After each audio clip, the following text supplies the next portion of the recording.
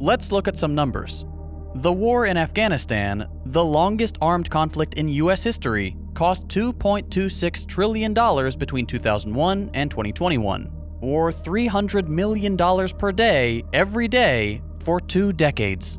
That sum is almost unfathomable. I often use billionaires like Jeff Bezos as an example of extreme, absurd levels of wealth. The cost of the war in Afghanistan exceeds the net worth of Jeff Bezos, Elon Musk, Bill Gates, and the next 30 richest billionaires in the US combined. And that's not all. Experts predict that by 2050, the cost of our interest payments alone will tip the scales at $6.5 trillion. For nothing. For less than nothing. For the senseless murder of thousands of human beings and the continued destabilization of an entire region. We need to recognize the war in Afghanistan for what it was, a massive transfer of wealth from the American people to the military-industrial complex, at tremendous cost of human life, both American and, to a much greater extent, Afghan.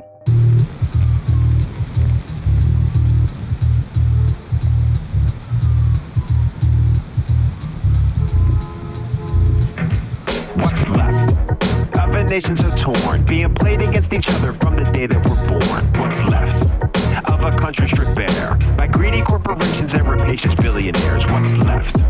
Once the vultures are through, will there even be a country left for me and you? What's left?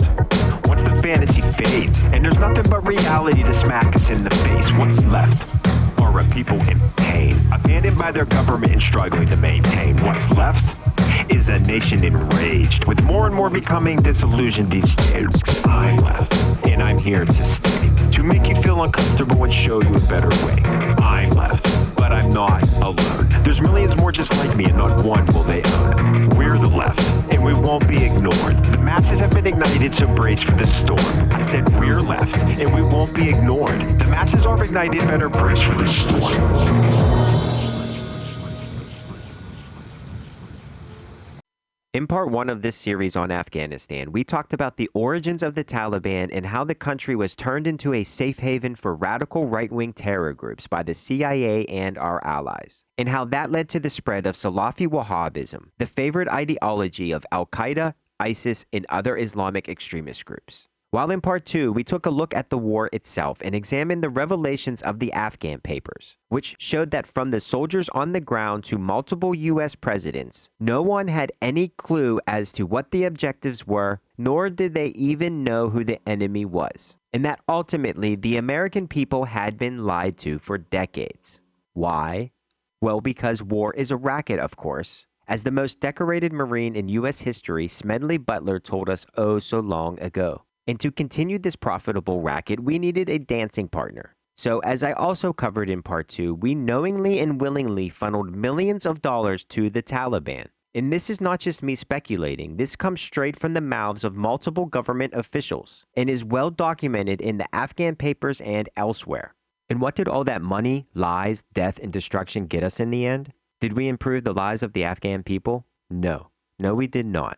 As a Gallup poll taken in 2009 revealed, a startling 0% of respondents claimed to be thriving, while a staggering 85% admitted to suffering, making it most likely the saddest place on earth. So, after over 2 decades of interference followed by another 2 of occupation, hundreds of thousands are dead, close to 6 million have fled, those that remain are still suffering, and the Taliban is now more powerful and well-armed than ever before. And it's not just Afghanistan that has become less safe. Since the war began back in the fall of 2001, both suicide attacks worldwide and global deaths from terrorism have increased dramatically. But as I hope I've established by this point, this was never about improving people's lives, nor was it about stamping out radical extremism. Unfortunately, our real reasons for invading the country were much more sinister. Among other things, it was about the fact that Afghanistan holds one of the world's largest caches of rare earth minerals, worth about $1 trillion, or about half of what was spent on the war itself. And I'm sure it's just a coincidence, but isn't it funny that the places the US is most interested in, like Afghanistan, North Korea, the Congo, and Bolivia, just so happen to be the countries which contain the most useful and sought-after resources in the world? But back to the Afghan war and our real reasons for being there. It was about a pipeline that a U.S. corporation, Unocal, had been dreaming of since the early 90s. In 1997, the company even flew in high-ranking members of the Taliban to Texas to wine and dine in hopes of advancing the stagnating talks. The deal ultimately fell through, though recently the Taliban has publicly pledged to safeguard the pipeline and its construction, offering, quote, full support for the implementation and security of the TAPI and other developmental projects in our country, which may or may not have been a condition of the withdrawal. The war was about U.S. hegemony in the region, about challenging Iran, Russia, and China in their own backyards, something the United States would never tolerate. But to the Pentagon, the world is but a chessboard, and apparently the U.S. is the only country with a queen, i.e. the ability to go pretty much anywhere and do anything in the name of advancing the goals of the king, which of course is the 1% who currently control this country. Because ultimately, it's all about further enriching them and their lackeys, paid for with the pain and suffering of us sacrificial pawns, the average Afghani and American alike. For as long as there is a young and naive populace ready to give their lives for what they believe to be a good cause, there will always be insatiable, avaricious assholes ready to profit from their sacrifice. Because the goal is not to completely subjugate Afghanistan. The goal is to use Afghanistan to wash money out of the tax bases of the United States, out of the tax bases of European countries, through Afghanistan and back into the hands of a transnational security elite. That is the goal, i.e. the goal is to have an endless war, not a successful war. And boy, was business booming. Over the 20-year period, $2.26 trillion was wasted on the Afghan war, much of which going directly to the military-industrial complex's bottom line. That's more than $300 million a day, every day, for 2 entire decades. This was a masterclass in privatizing gains and socializing losses. Losses that will add up to an incomprehensible $8 trillion once interest payments, future veteran care costs, and other obligations are tallied into the truly astronomical total. Overall, since 9/11, a gut-churning $21 trillion has been spent on so-called defense, meaning this gambit was an extraordinary success for the war machine and those that profit from it. For example, since the War of Terror began, defense stocks have outperformed the stock market as a whole by 58%. And remember, most of the revenue received by these companies comes directly from public funds. For a baseline, the average total return over the 20-year period was just over 500%. And out of the 5 biggest weapons manufacturers, Raytheon is the only one not to clear this mark.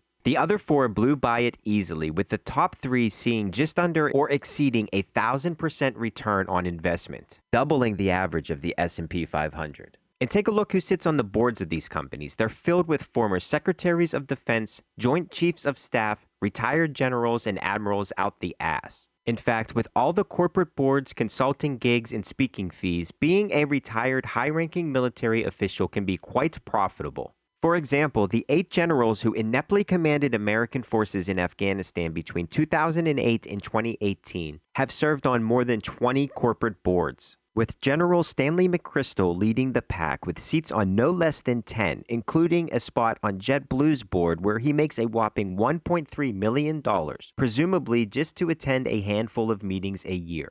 The general also makes a living teaching his losing yet lucrative strategies at Yale, while simultaneously running his own consulting firm. And somehow, the much sought-after retired general is still able to find time to dispense his wisdom through speeches, to the tune of $80,000 a pop, plus the cost of a private jet, as was the case in 2013 when he gave the keynote address at the University of Nebraska. And sometimes, these high-ranking military officials even go back to the public sector, as our current Secretary of Defense Lloyd Austin did, after his stint with Raytheon and a few other totally not super shady consulting firms, such as Pine Island Capital, where his fellow cabinet mates Michelle Flournoy and Antony Blinken were also employed. And still others, often the very same who got us into this mess to begin with, choose to join the propaganda arm of our military known as the mainstream media. something that was once considered quite the scandal but is now commonplace. It began in the early days of the Cold War as a covert operation known as Mockingbird and was designed to influence public opinion. But now, after years of working in the shadows to overthrow democratically elected governments and running psychological operations on the public to manufacture consent for endless war, these spooks are welcomed onto the airways with open arms. But it's hardly just our military brass and mainstream press that's been compromised. Unfortunately, those who are, in theory, supposed to represent the ideals and policy needs of the people have a vested interest in ensuring these weapons manufacturers are always flush with new and lucrative contracts. As anti-war lobbyist Erica Fine puts it, it is a profound conflict of interest and a shameful moral failing that those who profit off of the war hold any influence in our political system at all, much less that they are sometimes the very people that decide whether or not to bomb another country. She goes on to add, to be able to vote to go to war and then turn around and profit personally from that war is frankly absurd. And as absurd as it may be, that doesn't stop dozens of House members and no less than 11 senators from profiting profusely off of the needless bloodshed.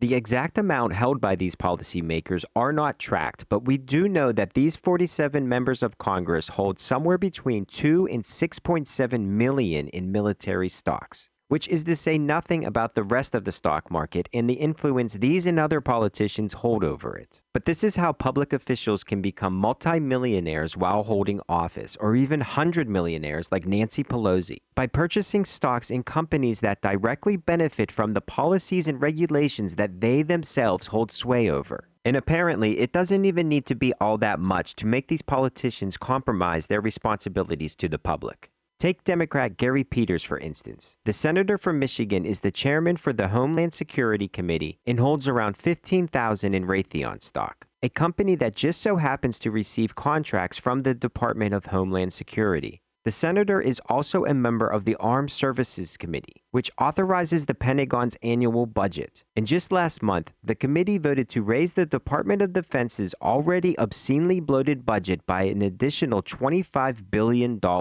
which was actually more than the Biden administration was even asking for. And remember, this is after the supposed end of the Afghan war, the one in which we were spending $300 million a day on. Which begs the question, shouldn't the budget be going down, not up? No, not when the policymakers themselves stand to make a substantial profit off of continuing and expanding our out-of-control military. And unfortunately, this is a bipartisan affair. Even though the last three presidents, Obama, Trump, and Biden, all won their elections in part because of their campaign promises of ending the wars, once they were in office, their tunes were changed to become in sync with the military-industrial complex. Yes, the forever war has finally come to a close, but the end of that war has less to do with a sudden turn towards peace and more with the fact that the Taliban forced our hand, and mainly because the deep state wants to diversify their war machine to better control resources in places like Africa and Latin America, and ultimately to focus on the next big bad, China. Think about it. If we can spend so much money fighting against some of the world's poorest people, just imagine what we can waste waging a Cold War on the only other contending world power. Because whether it's the red team or the blue team that's in control of our country, nothing really changes other than the rhetoric. So to answer the question I posed in the past 3 videos, this is what it's all about. Expanding the empire and monopolizing resources in order to keep the gravy train running for as long as possible, regardless of all of the collateral death, destruction, and displacement of millions, as the vulnerable flee countries laid to waste by our ever-growing greed, and regardless of the irreversible environmental degradation caused by the world's biggest polluter, the U.S. military. This is how we end up spending more than the next 11 countries combined on the military, most of which being our allies. All while more and more Americans fall into poverty, our infrastructure continues to crumble, and tens of thousands die of preventable diseases each year due to lack of health care. This is how $20-some trillion with a T can go unaccounted for at the Pentagon with barely a yawn from the press. How theaters of war end up becoming little more than a stage to market the latest weapons of mass destruction.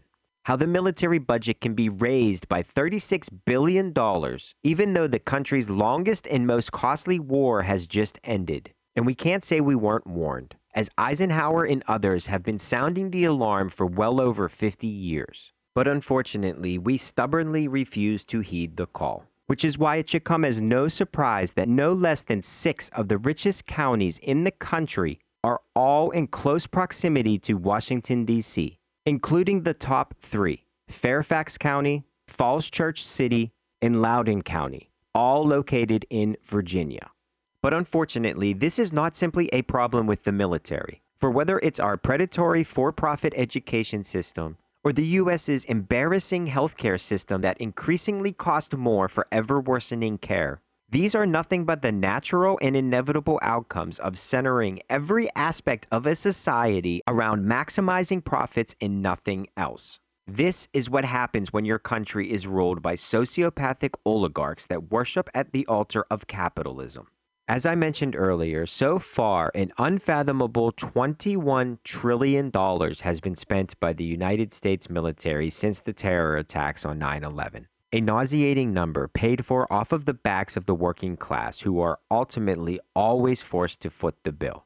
And that's according to the Washington-based think tank Institute for Policy Studies, who notes that for far less we could have invested in projects that increase the well-being of our society as a whole, such as making the entire electric grid carbon neutral for $4.5 trillion. For $2.3 trillion, over 5 million living wage-paying jobs with full benefits could have been created. Jobs centered around fixing our failing infrastructure and addressing other neglected needs of our communities. The $1.7 trillion in student debt that's currently burdening our already struggling youth could have been erased, enabling them to finally buy homes, have children, and do other things that they have been forced to put off.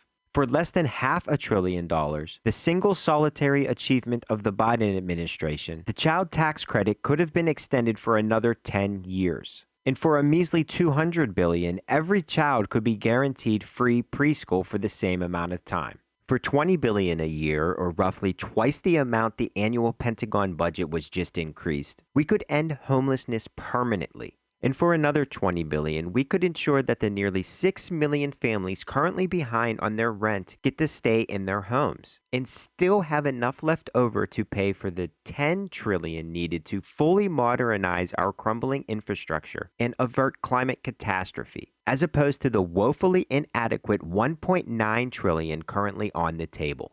But instead, it all went to our war machine, with at least $7.2 trillion of those wasted funds going directly to shady contractors. Shady contractors such as DynCorp, a corporation that has historically been one of the government's biggest collaborators, and who has a long and sordid history of corruption and questionable actions to say the least. But that didn't stop the State Department from giving DynCorp 69% of all funds allocated to reconstruction efforts in Afghanistan. DynCorp's main responsibilities were in training and equipping the Afghani police, as well as building its infrastructure. The corporation had a similar job in Iraq, where $1 billion mysteriously disappeared and remains unaccounted for.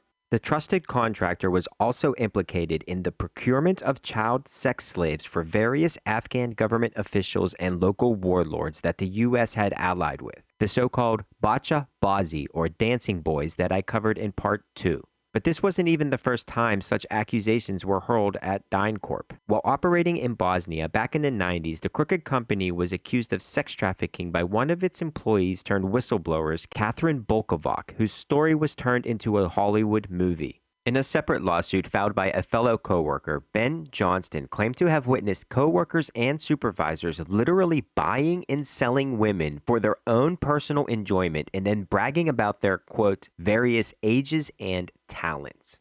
And I guess because of their stellar record, DynCorp was also responsible for conducting counter-narcotics operations, i.e. dealing with the opium trade, which, as you can imagine, led to similarly disastrous results. During the occupation, the production of opium exploded exponentially, and shockingly, this does not seem to be a coincidence. According to the reporting of Pepe Escobar, an expert in the Afghanistan heroin trade, the country was the center of a transnational trillion-dollar heroin money laundering operation. By 2016, the production of the poppy plant had increased by approximately 25 times the level of 2001, going from 185 tons to 4,800 over the 15-year period, meaning 93% of all opium produced in the world was coming out of Afghanistan. But growing the poppy is only the first step. Someone still needs to harvest and then refine the opium in order to turn it into the fine powder found on many American streets today.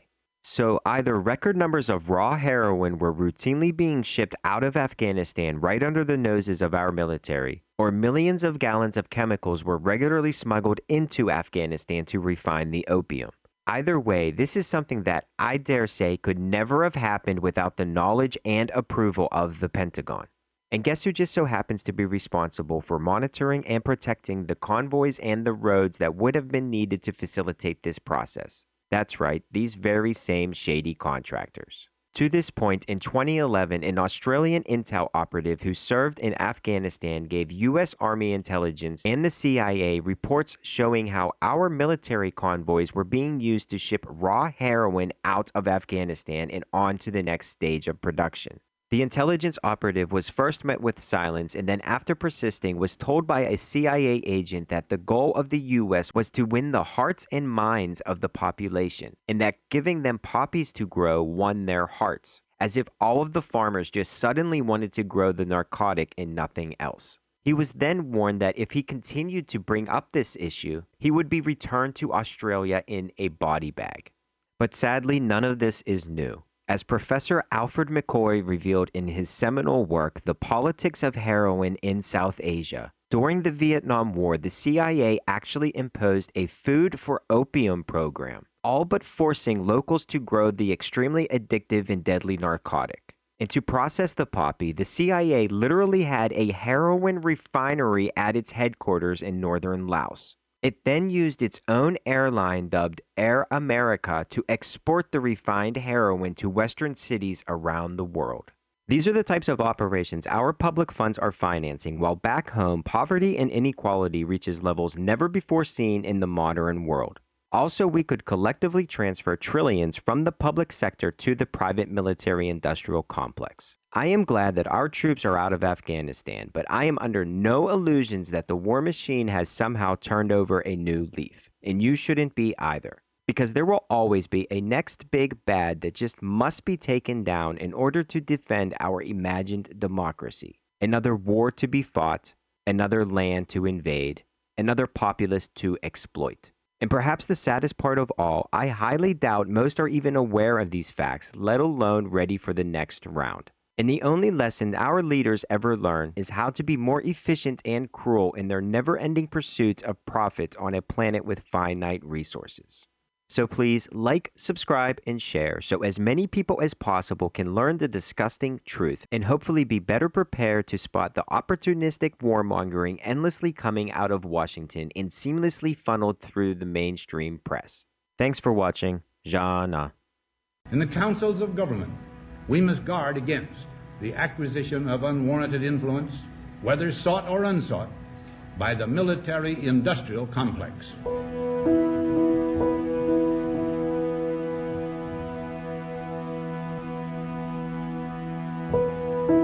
Every gun that is made, every warship launched, every rocket fired signifies, in the final sense, a theft from those who hunger and are not fed, those who are cold and are not clothed. This world in arms is not spending money alone. It is spending the sweat of its laborers, the genius of its scientists, the hopes of its children. The cost of one modern heavy bomber is this: a modern brick school in more than 30 cities. It is 2 electric power plants, each serving a town of 60,000 population. It is 2 fine, fully equipped hospitals. It is some 50 miles of concrete. We pay for a single fighter plane with 500,000 bushels of wheat. We pay for a single destroyer with new homes that could have housed more than 8,000 people. We cannot keep giving more money to the Pentagon than it needs when millions of children in our country are food insecure. when 140 million Americans cannot afford the basic necessities of life without going into debt.